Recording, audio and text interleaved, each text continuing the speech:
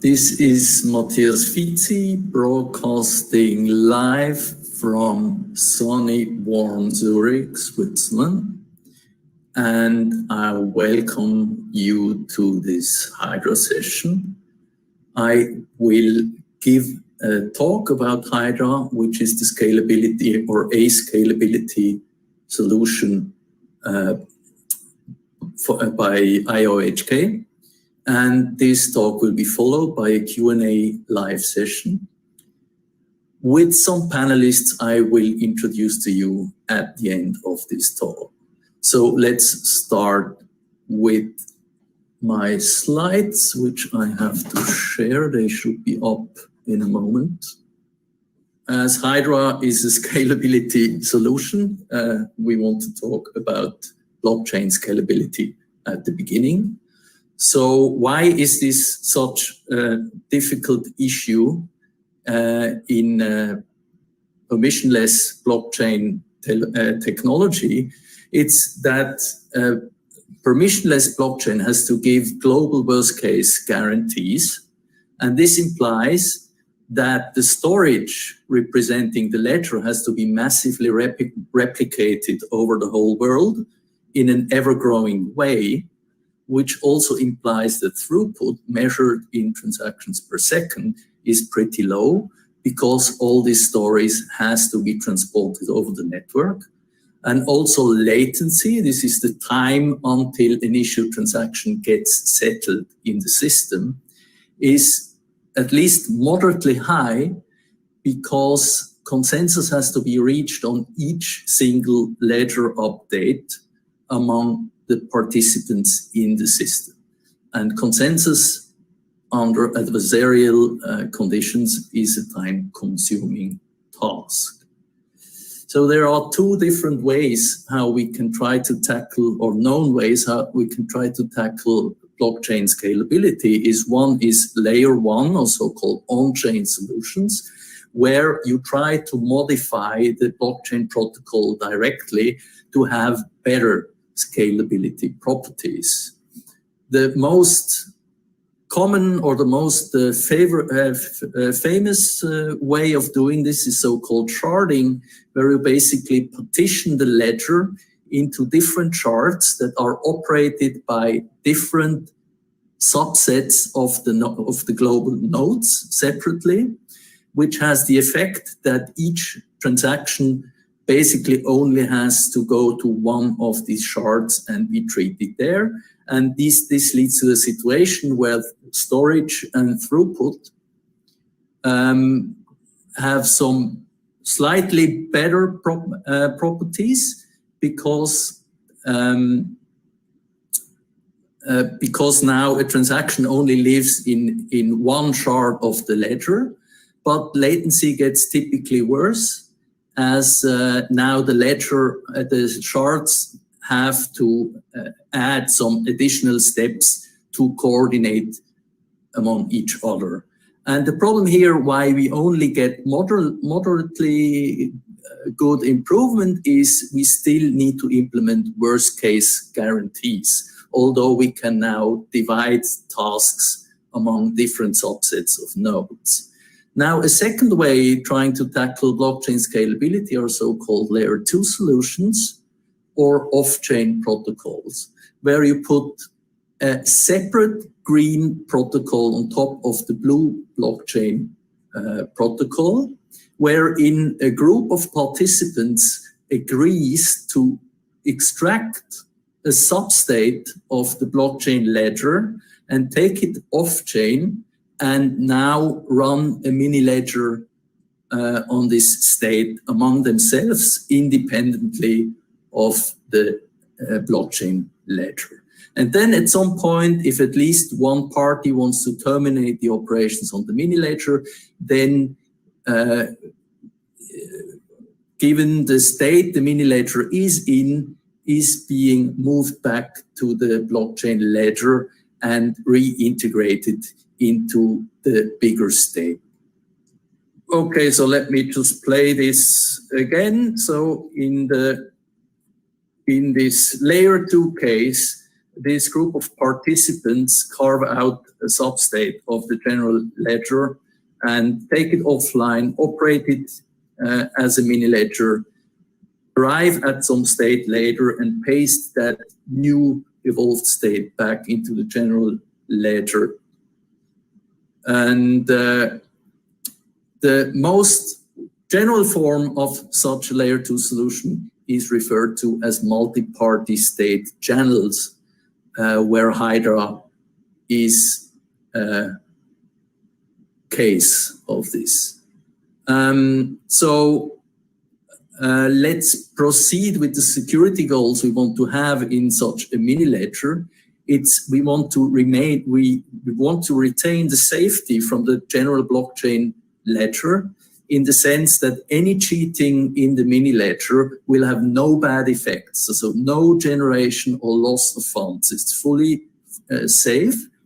But liveness, we only need to guarantee if all participating parties in the Offchain Protocol are honest. That means only if there is no cheating, it is guaranteed that the transactions issued in the mini ledger are actually processed. This leads to a mode where the mini ledger is operated off-chain in an optimistic mode, in a very efficient way, and whereas you go back to the blockchain ledger only in the pessimistic case. For instance, if you detect some cheating in the off-chain protocol, which basically is just a fallback to the worst case with the less efficient way of operations in the blockchain ledger.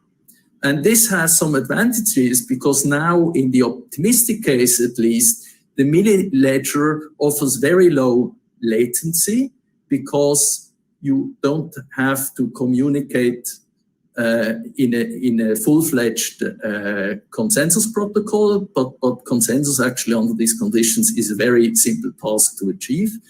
Throughput is high because what happens in the mini ledger basically stays in the mini ledger, whereas only when you reintegrate it into the blockchain ledger, it leaves a very small trace there, because as you can see in the last point, the storage requirement is pretty low, as you actually, if you do it right, may delete the whole transaction history before you reintegrate the resulting state into the general ledger.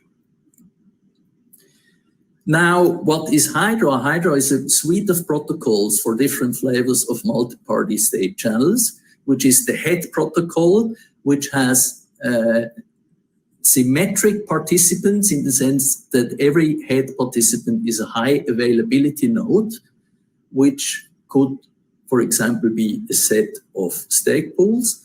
And then the other case would be the tail protocol, which is an asymmetric way of doing things, where you have a high availability operator and low availability clients, like lightweight clients, who delegate the full ledger operators to the operator, and they only need to step in case the operator would misbehave. And then also this requires some protocols for cross head and tail communication, such that you can combine instances of this protocol together along the lines of the Lightning Network, for example. So what we'll do in the sequel of the talk is we focus on the main piece here, which is the head protocol, the symmetric version of it. And before we do so, we want to have a look at different ledger maintenance models, which is on one side account-based, which is the way it's done on Ethereum. And here you basically always have a monolithic overall state of the whole system with accounts and values in there. And then if you apply a transaction on it, it transitions this state into a different state where value assignments are different. And as opposed to this system, we have the UTXO, which is unspent transaction output.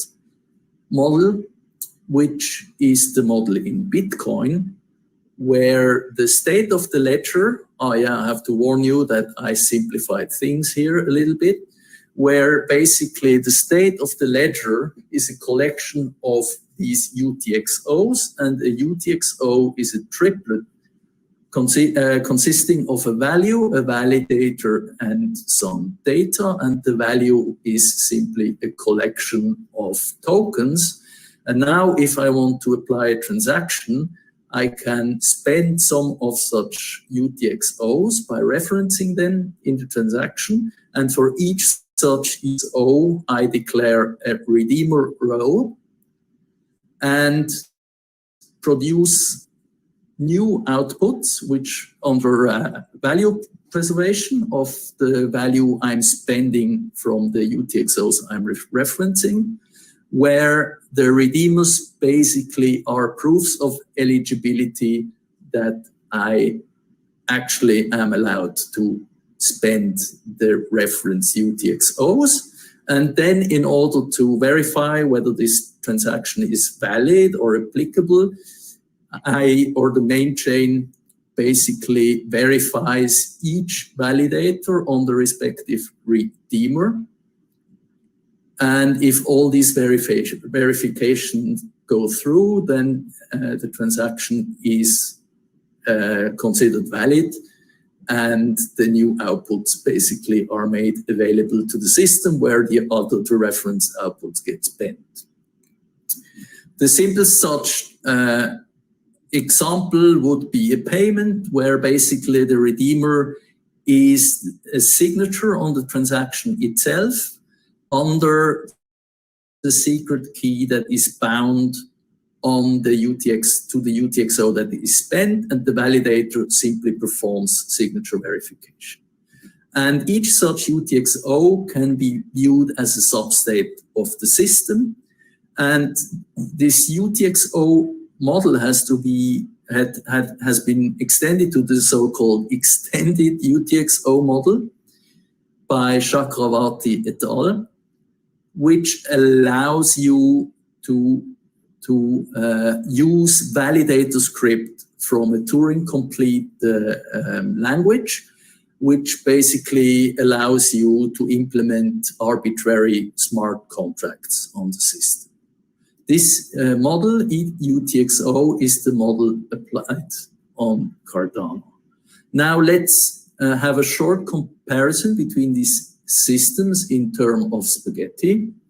A count base refers to a heap of cooked spaghetti because it's a monolithic state where transactions can have very entangled, almost unpredictable side effects, which requires that transactions have to be applied to the system in strict sequentialization.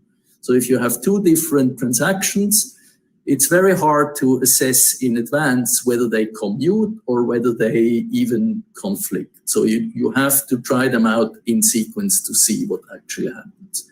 This is different in the UTXO model, which is more comparable to a bag of uncooked spaghetti, where you have several substates, that is the UTXOs, where transactions have very local side effects, which actually allow for parallel transaction processing. That means you can process any set of transactions that don't conflict with each other, and to see whether they conflict with each other is very easy to see.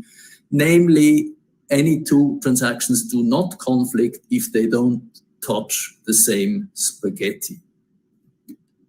Now there is another impact on what model you apply. In the account-based model, it's very unwieldy to extract or move substates because of this very entangled nature of things. That means you actually need to translate states when you want to move state between mini ledger and the general blockchain ledger. And this implies that you actually need to apply extra translation code per contract you want to prepare for use in a separate state channel. This is different in the EU TXO model, where you have universal elementary substates, so you can simply move the EU TXOs between systems without having to translate anything. So the TXOs are basically at home everywhere, and this property we refer to as isomorphic or isomorphic channels, namely that the state representation remains exactly the same no matter in which system you put them. So the effect of that is parallel transaction processing now allows for faster settlement than previous solutions, because previous solutions were all account-based, and it also prevents you from the hassle of having to prepare for state translation for every contract you want to be able to move around. Now, for the Hydra head protocol, I will give you a picture from Gagarin's point of view with a lot of simplifications, just to give you a short and succinct overview on how things work there. So a head protocol instance comes to life on the blockchain ledger, where a state machine is initiated that controls the transition from the ledger to the mini ledger. So it transitions UTXOs from the ledger to the mini ledger. Then the mini ledger comes into play, taking over this UTXO set and maintaining these UTXOs as a mini ledger separately from the blockchain ledger, with eventual fallback to the ledger. So eventually, at some point, a participant of the mini ledger will decide that he wants to go back to the blockchain ledger, and then the state machine on the blockchain ledger resumes control of the transition and transitions the resulting state from the mini ledger back to the blockchain ledger. So. And so you can see that there are actually two parts of this protocol. One part happens on the blockchain ledger, which we refer to as the main chain protocol, and the other part happens on the mini ledger, which we refer to as the off-chain protocol. So let's see how this happens between main chain and off-chain. Starting with an initial transaction by any one of the head members, putting the state machine on the main chain into its initial state and declaring the parameters to be used for the off-chain protocol. This is followed by a period of time wherein the other head participants have a chance to submit their UTXOs they want to prepare for use in the off-chain protocol, where after this time period, anybody can post a collect com transaction, which collects all these UTXO commitments, putting the state machine into the open state, where the open state remembers the value committed to the off-chain protocol. The collect com combines all committed UTXO into an initial UTXO set U0 that is now prepared for takeover on the in the off-chain protocol. And now the protocol can the off-chain protocol can now proceed independently of or essentially independently of the main chain by processing transactions separately there, until at some point some head member decides to leave or close the off-chain protocol by providing a resulting state from the off-chain protocol, by rule the latest state, with a certificate that proves that everybody in the off-chain protocol consented that this was at least at some point a valid state in the off-chain protocol. But as we cannot trust everybody in this system, we have to add a contestation period where the other parties get a chance to possibly post later states in the off-chain protocol, because the main chain cannot know where the off-chain or how far the off-chain protocol reached. And these close and contest transactions transition the state machine into the closed state. That the transition is only successful if value preservation is given, to make sure that no funds can be generated off-chain and then pushed to the main ledger. And then finally, when the contestation period is over, fan-out transaction can be posted that puts the state machine into its final state and finally reintegrating the UTXO set that was pushed back to the chain into the main chain ledger. Now, what happens in the off-chain protocol is basically 3 steps. In the first step, the off-chain protocol basically just adopts the data given into the off-chain by the collect-com transaction, which is basically a description of the off-chain participants. U0, the collected initial off-chain state, and then some public key material for multi-signatures, which are used for state certification in the off-chain, and also for respective verification when states are pushed back to the main chain.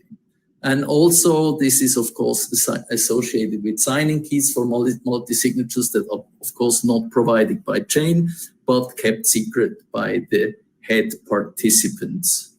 Now, if you don't know what the multi-signature scheme is, just think of it as an individual or different individual instances of a signature scheme for every participant, where different signatures can be combined into a short multi-signature that basically displays who signed the respective message. And then we can evolve the state off-chain by processing transactions. And then eventually we will close the off-chain head with a closed transaction on-chain with some evolved state UK of the secret of the sequence, and then also with the contesting opportunity for the other parties to possibly post a newer state.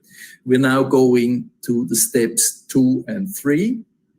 So let's see what happens if we process transactions off-chain. Let's assume that Alice wants to submit the transaction. And since our off-chain protocol is fully asynchronous and things can be done fully in parallel, she doesn't really have to coordinate. Just when she feels like, she can issue this transaction, and she does it like that. She signs a signature request on her transaction to all head participants.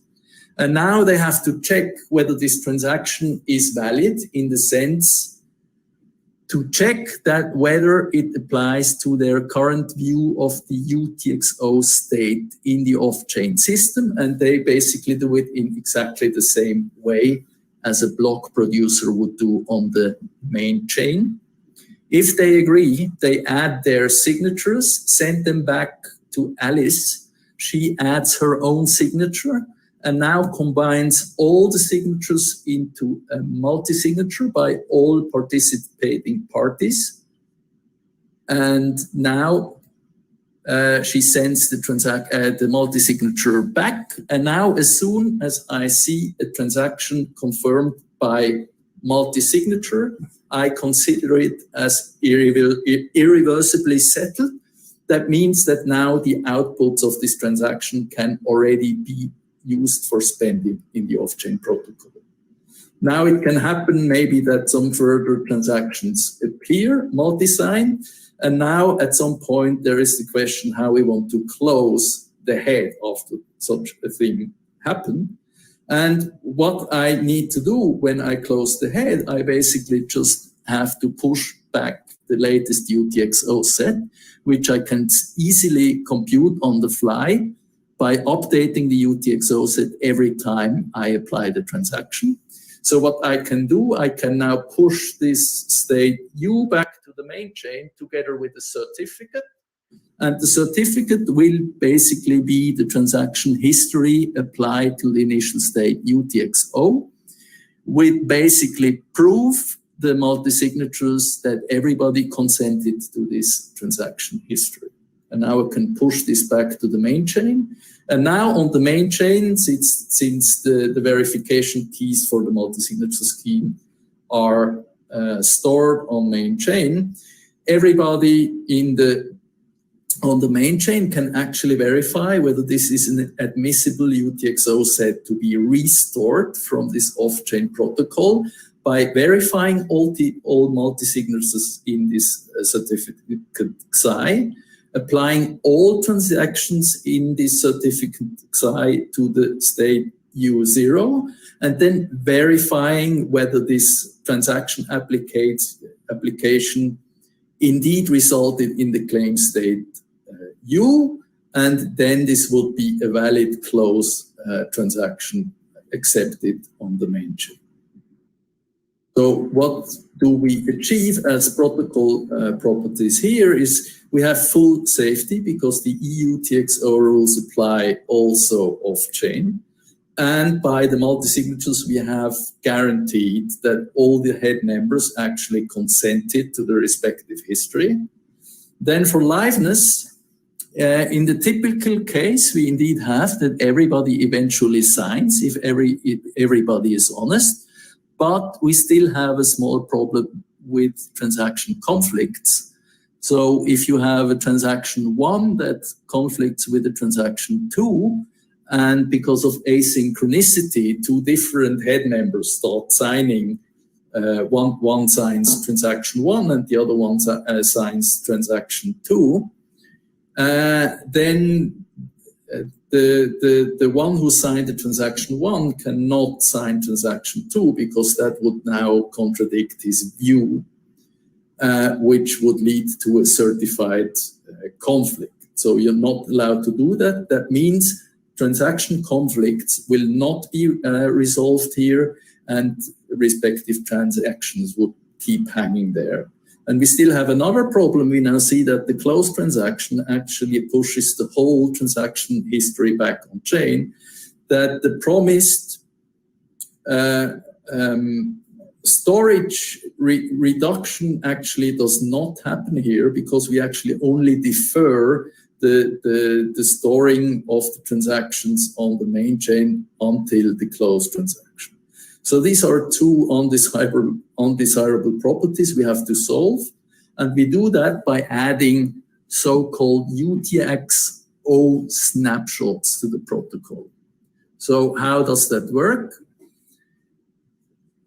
Fully separately to the asynchronous transaction certification in the system, additionally, the head members take rounds in a round-robin manner as leaders to create a snapshot history by extending the initial state U0, and this leads then to a sequence of snapshots U1, U2, etc. And the idea is that the leader basically, as a new snapshot, asks his own UTXO view or view of the current state to be certified by all the head members. So assume that the woman in the middle is the leader, and this is the situation where the leader has the view indicated with the yellow bubble, and maybe the third party sees an additional transaction multi-signed that the leader hasn't seen yet because of asynchronicity. Then now what the leader does, she tries to have her view certified as a snapshot in the following way. She sends a signature request with the index of the snapshot she wants to produce, which is 1 following the initial snapshot, which is basically the initial state, and the hashes of the transactions she wants to be processed on top of the previous snapshot to yield the new snapshot. And then if the other parties agree, they reconstruct this view U, which they can do because they all multi-site the respective transactions that are incorporated. They send these signatures back. The leader adds her own signature, now combines them into a multi-signature and sends them back to the participating parties. And now everybody has a multi-signed snapshot. And what they now can do, they can forget about the history of U0 and the transactions processed into U1, and now could basically perform a garbage collection and now have a new shorter state they can maintain. Note that now the views on the snapshot are the same, but because of asynchrony, the third player now still has an additional transaction that is multi-signed that hasn't made it to the snapshot U1 because possibly the leader hadn't seen that transaction yet when preparing the snapshot.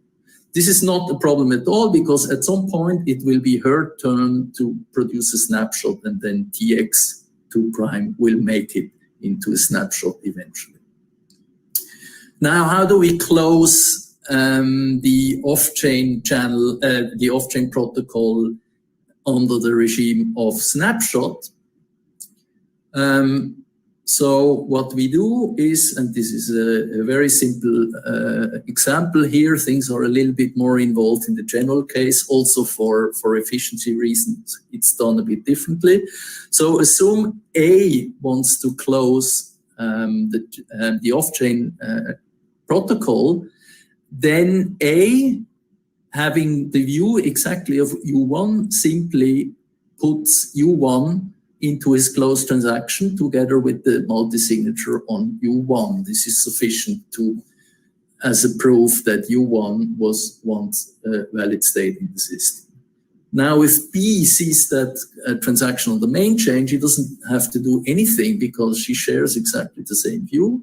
But now if C sees this closed transaction on the main chain, she has to contest because actually her view includes UTXOs that resulted from an additional transaction TX that was TX2', which was multi-signed. So now she just provides this incremental data in her contest transaction. It could also be that party C is already on a newer multi-signed snapshot. In this case, she would also post U2 to the system. Now we have added UTXO snapshots to that protocol, and I've seen that now the size, the close size is not linear in the transaction history anymore, but actually independent of the whole history. And what UTXO snapshots also do is they resolve transaction conflicts, the problem I mentioned before, but here I have to put you off for time reasons. It's not very difficult, but I can't handle it here, so I ask you to consult the paper for this. The paper will be referenced at the end of the presentation. Let me quickly mention some protocols improvements. When we recall the situation on the main chain where the UTXO state comes back from off-chain, we have this ugly contestation period where basically if the closed transaction submits an obsolete UTXO set, and now the contesting party comes with a more recent UTXO set, then basically the closed transaction submitted obsolete, unnecessary data to the main chain. And this is also costly, of course. So this should happen. What's even worse here is that repeated contest period in the worst case requires every head participant to post a contest, and every such contest must be given at least some time in order of settlement time of a transaction on the main chain. So that gives you n times, in the worst case, n times that settlement time, where n is the number of participants in the off-chain protocol. And this is totally undesirable. Why? And that's the reason why actually we do it slightly different, which we call the fast head closure, independent of the number of head participants, wherein basically, I won't go into the details here, the participants only announce their latest view in form of certified indices or hashes, and then the final combined correct view will be restored on-chain with a collecting transaction, such that the payload only has to be delivered once and all the announcements can be made in parallel.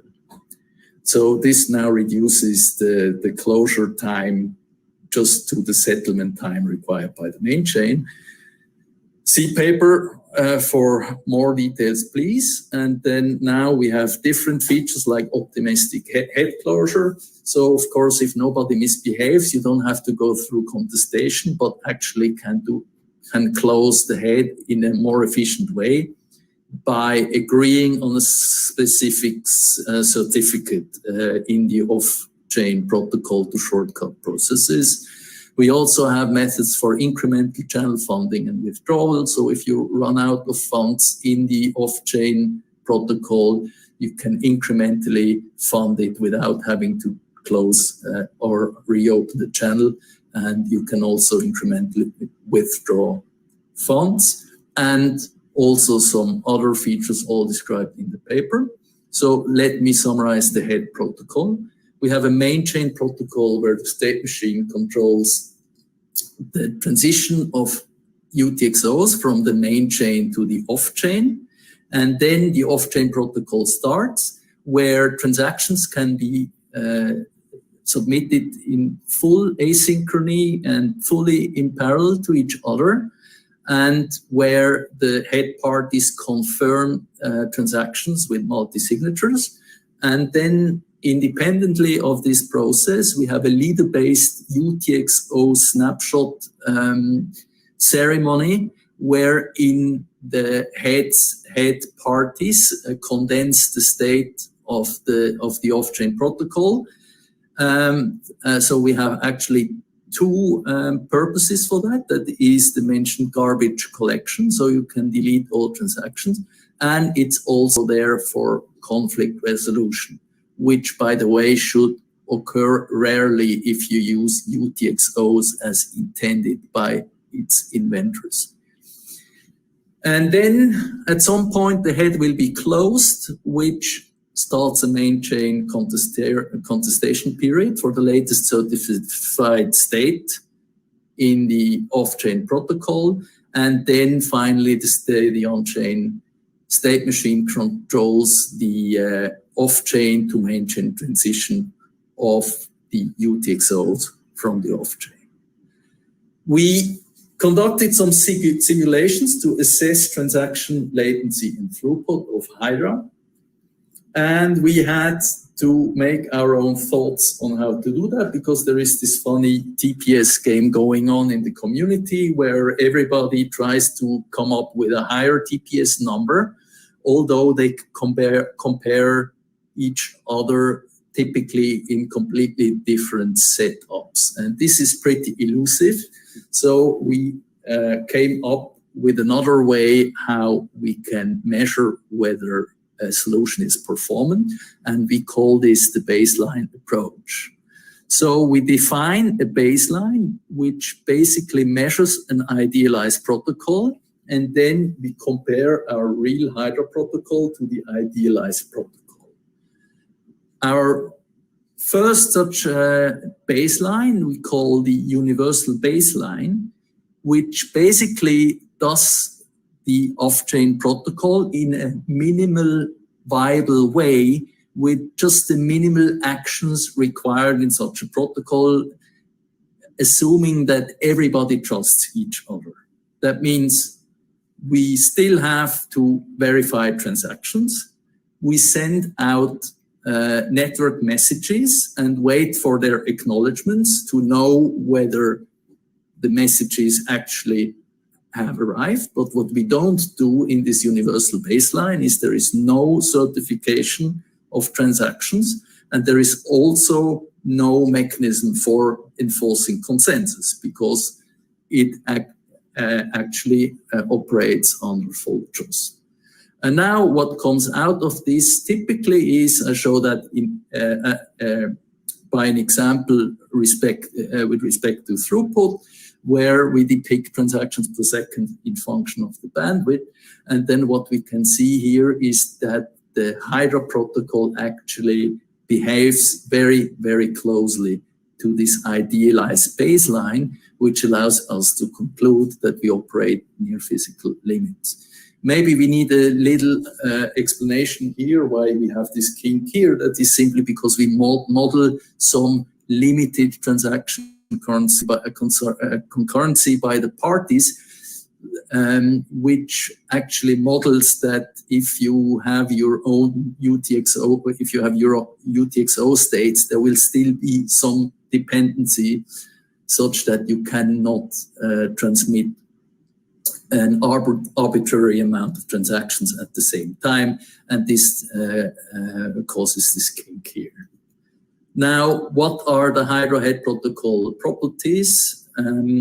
It's asynchronous with respect to transaction certification. You can transmit the transactions in full parallel, which gives you faster transaction settlement than previous, and typically also better throughput than previous, because there is no leader bottleneck in the good case.